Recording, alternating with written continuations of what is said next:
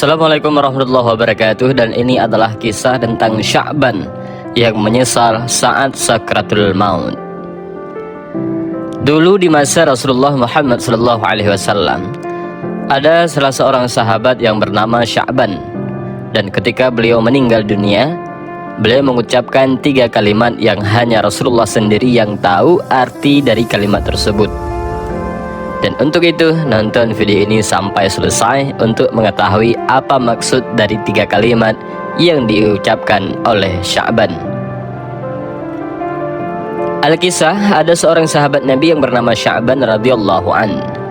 Beliau adalah seorang sahabat yang tidak menonjol dibandingkan dengan sahabat-sahabat yang lain. Ada satu kebiasaan unik darinya, yaitu setiap masuk masjid sebelum salat berjamaah, beliau selalu beriktikaf di pojok depan masjid.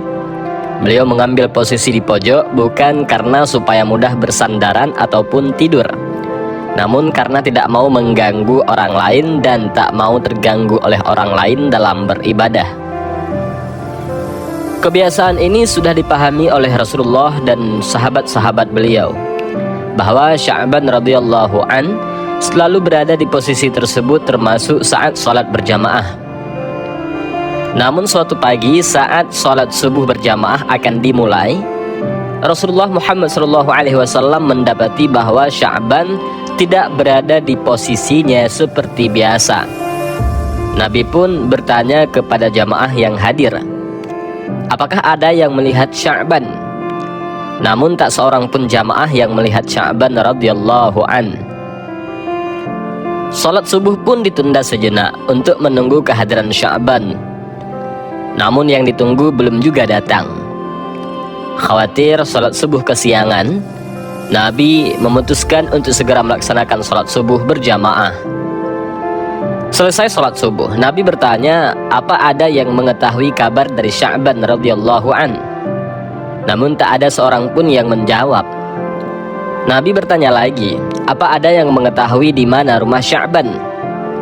Kali ini seseorang sahabat mengangkat tangan dan mengatakan bahwa dia mengetahui persis di mana rumah Sya'ban radhiyallahu an.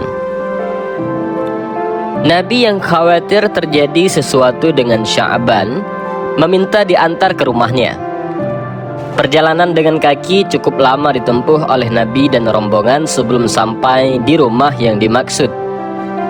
Rombongan Nabi sampai ke sana saat waktu afdal untuk melaksanakan sholat duha, kira-kira 3 jam perjalanan, dan sampai di depan rumah tersebut. Nabi mengucapkan salam dan keluarlah seorang wanita sambil membalas salam tersebut. Benarkah ini rumah Sya'ban? Tanya Rasulullah Muhammad SAW. Benar ya Rasulullah, saya istrinya, jawab wanita itu. Bolehkah kami menemui Sya'ban yang tadi tidak hadir saat salat subuh? Dengan berlinangnya air mata, istri Sya'ban menjawab, beliau telah meninggal tadi pagi. Rasulullah dan para sahabatnya mengucapkan, inna lillahi wa inna ilaihi raji'un. Dan Masya Allah, satu-satunya penyebab dia tidak sholat subuh berjamaah adalah karena ajal sudah menjemputnya. Beberapa saat kemudian, istri Sya'ban radhiyallahu an bertanya kepada Rasulullah, ya Rasulullah, ada sesuatu yang menjadi tanda tanya bagi kami semua, yaitu menjelang kematiannya. Dia berteriak 3 kali dan masing-masing teriakan disertai 1 kalimat. Kami semua tidak paham apa yang dimaksudnya. Apa saja kalimat yang diucapkannya? Tanya Nabi. Di masing-masing teriakannya, ia berucap kalimat, aduh, kenapa tidak lebih jauh? Aduh, kenapa tidak yang baru? Dan aduh, kenapa tidak semua? Lalu Rasulullah menjelaskan dari perkataan yang keluar dari lisan Sya'ban sebelum sakratul maut. Nabi pun melantunkan ayat yang terdapat di dalam surat Al-Quran. Sesungguhnya kamu berada dalam keadaan lalai dari hal ini, maka kami singkapkan daripadamu hijab yang menutup matamu, maka penglihatanmu pada hari itu amat tajam. Ternyata saat Sya'ban dalam keadaan sakratul maut, perjalanan hidupnya ditayangkan ulang oleh Allah. Bukan cuma itu, semua ganjaran dari perbuatannya diperlihatkan oleh Allah. Apa yang dilihat oleh Sya'ban dan orang yang sakratul maut tidak bisa disaksikan oleh orang lain. Dalam pandangannya yang tajam itu, Sya'ban melihat sesuatu adegan di mana kesehariannya.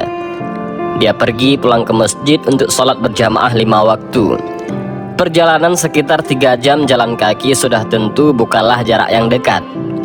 Dalam tayangan itu pula, Sya'ban radhiyallahu an diperlihatkan pahala yang diperolehnya dari langkah-langkahnya ke masjid. Beliau melihat seperti apa bentuk surga dan ganjarannya. Saat melihat itu, beliau berucap, "Aduh, kenapa tidak lebih jauh?" Seakan timbul penyesalan dari dalam diri Sya'ban, mengapa rubahnya tidak lebih jauh lagi, supaya pahala yang didapatkan lebih banyak dan surga yang didapatkan lebih indah. Di dalam penggalan berikutnya, Sya'ban melihat saat ia akan berangkat sholat berjamaah di musim dingin. Saat ia membuka pintu, berhembuslah angin dingin yang menusuk tulang. Dia masuk kembali ke rumahnya dan mengambil satu baju lagi untuk dipakainya. Jadi, dia memakai 2 buah baju waktu itu. Sya'ban sengaja memakai pakaian yang bagus ataupun yang baru di dalam, dan yang jelek di luar. Pikirnya, jika kena debu sudah tentu yang kena hanyalah baju yang luar. Dan sampai di masjid, dia bisa membuka baju luar dan sholat dengan baju yang lebih bagus. Namun dalam perjalanannya ke masjid, dia menemukan seseorang yang terbaring kedinginan dalam kondisi mengenaskan. Sya'ban pun iba, lalu segera membuka baju yang paling luar dan dipakaikan kepada orang tersebut dan memapahnya untuk bersama-sama ke masjid melakukan sholat berjamaah. Orang itu pun terselamatkan dari mati kedinginan dan bahkan sempat melakukan sholat berjamaah. Sya'ban pun kemudian melihat indahnya surga yang sebagai balasan memakaikan baju buntutnya kepada orang tersebut. Kemudian dia berteriak, "Aduh, kenapa tidak yang baru?" Timbullah penyesalan di benak Sya'ban. Jika dengan baju buntut saja bisa mengantarkannya mendapat pahala yang begitu besar, sudah tentu ia akan mendapat yang lebih besar lagi seandainya ia memakaikan baju yang baru. Dan berikutnya, Sya'ban melihat lagi sesuatu adegan saat ia hendak sarapan dengan roti yang dimakan dengan cara mencelupkan dulu ke segelas susu. Ketika baru saja hendak memulai sarapan, muncullah pengemis di depan pintu yang meminta diberi sedikit roti. Karena sudah lebih 3 hari perutnya tidak diisi dengan makanan. Melihat hal tersebut, Sya'ban merasa iba. Ia kemudian membagi 2 roti sama besarnya. Demikian pula segelas susu itu pun dibagi 2. Kemudian mereka makan bersama-sama roti itu yang sebelumnya dicelupkan ke susu dengan porsi yang sama. Allah kemudian memperlihatkan ganjaran dari perbuatan Sya'ban radhiyallahu an dengan surga yang begitu indah. Dan ketika melihat itu pula, dia pun berteriak lagi, "Aduh, kenapa tidak semua?" Sya'ban kembali menyesal. Seandainya dia memberikan semua roti itu kepada pengemis tersebut, tentulah ia akan mendapatkan surga yang lebih indah. Dan Masya Allah, Sya'ban bukan menyesali perbuatannya, tetapi menyesali mengapa ia tidak optimal.